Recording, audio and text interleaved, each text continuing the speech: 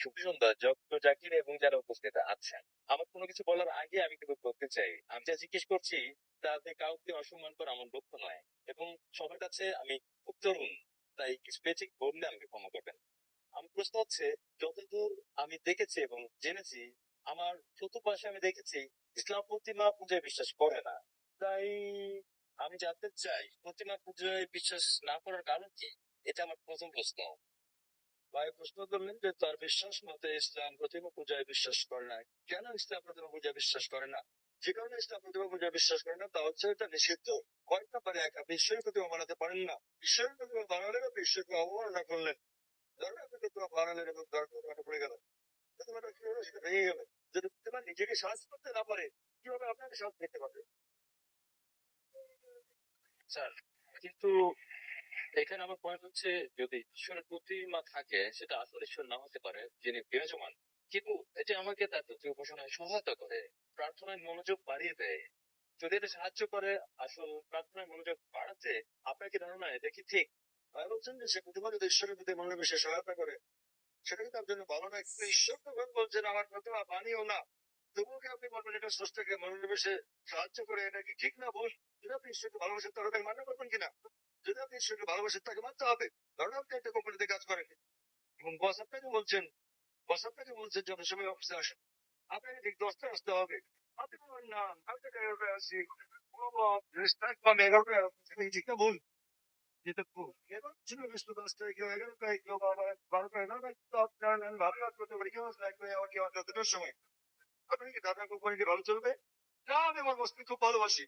বস বলছে যথাসময়ে আজ, সময় 10টা। যদি আপনি বসকে ভালো না বাসেন তাহলে আপনি দেরি করে আসতে পারেন না, রেস্টুরেন্টে খেতে পারেন, আমি ঠিক সময় এসেছি, এটা আমি প্রতারণা। তাহলে স্পষ্ট করে বলে দিয়েছেন কোরআনে যে প্রতিমা পূজা করা নিষিদ্ধ। এটা হিন্দু ধর্মগ্রন্থে উল্লেখ করা হয়েছে, সুস্পষ্ট বলা হয়েছে। আমি আগেও বলেছি, শ্বেতাসূত্র উপনিষদে আছে, অধ্যায় নম্বর 4 অনুচ্ছেদ নম্বর 19, যজুর্বেদ অধ্যায় নম্বর 32 অনুচ্ছেদ নম্বর 3, প্রতিমা আসতি, মহান ঈশ্বরের কোনো প্রতিমা নেই, কোনো প্রতিচ্ছবি নেই, কোনো ফটোগ্রাফ নেই, কোনো চিত্র নেই, কোনো প্রতিকৃতি নেই, কোনো প্রতিমা নেই, কোনো ভাস্কর্য নেই, কোনো মূর্তি নেই। যখন ঈশ্বর বলছেন কোনো মূর্তি নেই, কোনো ভাস্কর্য নেই, আপনি বলছেন না না মনোনিবেশ করতে আমার দেবতা দরকার। এই কথা কে বলেছেন? হিন্দু পণ্ডিতগণ।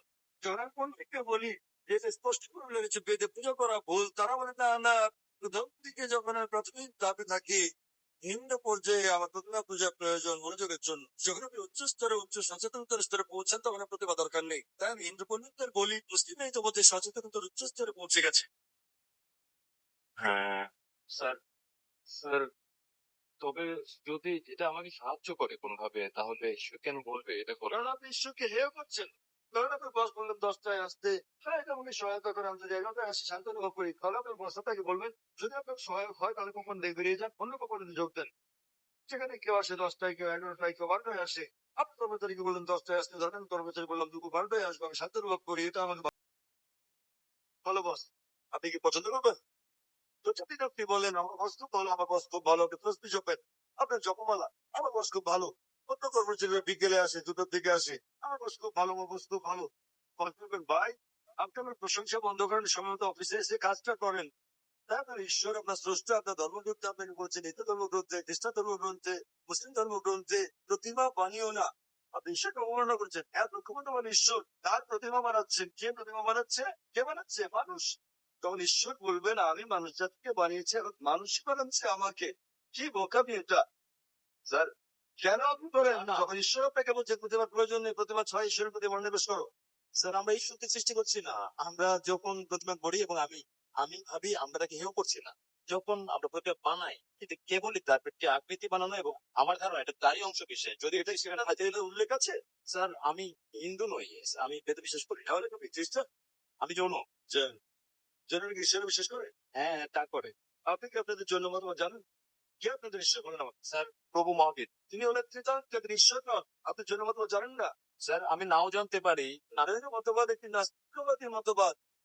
জৈন মতবাদ একটি নাস্তিকবাদী মতবাদ। আপনি হিন্দু ধর্মকে জৈন মতবাদের সঙ্গে মিশ্রিত করছেন। স্যার, আমি বলছি যে আমি হিন্দু নই। আমি জানি আপনি হিন্দু নন, তো আপনি জৈন হলে এবং আপনি বলছেন মহাবীর ঈশ্বর, আপনার জৈন গ্রন্থে কোথাও দেখেছে মহাবীর ঈশ্বর?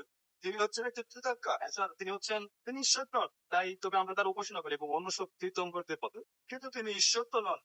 বল বলেছিলাম তো কে তার উপাসনা করতে? যা আমি করতে- আপনি জানেন না তাই আপনাকে বলছি, আপনারা জানেন না মহাবীর কি বলেছেন, এবং আপনারা বলছেন মহাবীর হলেন তীর্থঙ্কর। এটা কি আপনি করতে পারেন না যে মহাবীর কি বলেছে তা খুঁজে বের করা? হ্যাঁ স্যার তাই। তাহলে কি করবো, তার মানে আপনি একজন অযৌক্তিক মানুষ। স্যার আমি কি জগন্নাথ কোম্পানিতে যোগদান করেন সেখানকার নিয়ম কানুন মেনে চলেন না? জি স্যার। জৈনবাদ এক ধরনের নাস্তিত্ববাদ। তাই সেই বিশ্বাস করে যে যারা জীবন লাভ করে তাদের মৃত্যু জন্ম জন্ম মৃত্যু জন্ম মৃত্যু হয়। যদি আপনি চক্রমুক্ত হন, যখন আপনার কোনো ইতিবাচক নেতিবাচক দিক থাকে না, তখন আপনি লাভ করেন নির্বাণ। জৈনবাদ অনুসারে 24 জন মোক্ষ অর্জন করেছেন স্যার, এবং মহাবীর হচ্ছে 24তম তীর্থঙ্কর স্যার। 24তম স্যার, তিনি ঈশ্বর নন স্যার। তার মানে আপনি আপনার মহাবীরকে চেনেন না, জৈনবাদ সম্পর্কে জানেন না। কিভাবে আমি আপনার সঙ্গে জৈনবাদ দিয়ে কথা বলি? স্যার আমি এখানে তা বলছি না স্যার। আপনি যা জানতে চান তা হচ্ছে যে প্রতিমা পূজা। স্যার যা আপনি বলছেন স্যার, পুরাণে প্রতিমা পূজা ভুল এ কথা উল্লেখ করার কারণ কি? যে বাইবেলে উল্লেখ আছে না, এটা উল্লেখ আছে পুরাণে, উল্লেখ আছে বাইবেলে, উল্লেখ আছে হিন্দু ধর্মগ্রন্থে যে প্রতিমা পূজা করা ভুল। তাহলে কোথাও আপনি দর্শক পেয়েছেন? স্যার স্যার আমার বক্তব্য হচ্ছে, আমার পয়েন্ট হচ্ছে যে যেখানে আমরা ধরে নিচ্ছি যে যদি কোরআন হয় আসলে ঈশ্বর যা বলছেন, তাহলে তার মানে মানে সেজন্যই প্রতিমা পূজা ভুল। আমি যদি বলি যে আমি যুক্তি দেই, হতে পারে তা একটি বয়স রাজনীতি।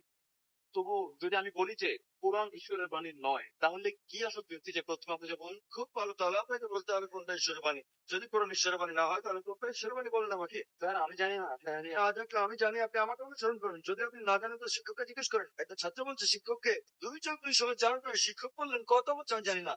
স্যার আমি যদি যেভাবে সন্তুষ্ট না হন, তাহলে কারণ সেটাই। আপনি কি আমার আগের উত্তর কখনো শুনেছেন, আমার ভিডিও দেখেছেন? না স্যার, এই প্রথম আমি আপনার বক্তৃতা শুনছি। আচ্ছা, আপনি কি আমার আগের উত্তর শুনেছেন যে আমি বিজ্ঞান সম্পর্কে এক নাস্তিককে বলেছি? আপনি কি মনোযোগ দিচ্ছেন? স্যার হতে পারে সে সময় আমি হলে ছিলাম না। আপনি কি ইচ্ছে, উত্তরটা হচ্ছে যদি আপনি না থেকে থাকেন, আমি অনুরোধ করি আপনি যান এবং দেখুন আমার ভিডিওতে আছে কোরআন কি আল্লাহর বাণী। আমাকে ওকে, আপনি যাবেন বলবেন কোরআন কি ঈশ্বরের বাণী? কোরআন কি ঈশ্বরের বাণী? এবং ইনশাল্লাহ যদি আপনি মুক্ত মনে এটা দেখেন, আপনি ইনশাল্লাহ গ্রহণ করবেন যে কোরআন ঈশ্বরের বাণী, এবং বিশ্বাস করবেন ঈশ্বর একজন, যার কোনো প্রতিমা নেই, এবং ইনশাল্লাহ আপনি এটা গ্রহণ করবেন। তাই জান এবং দেখে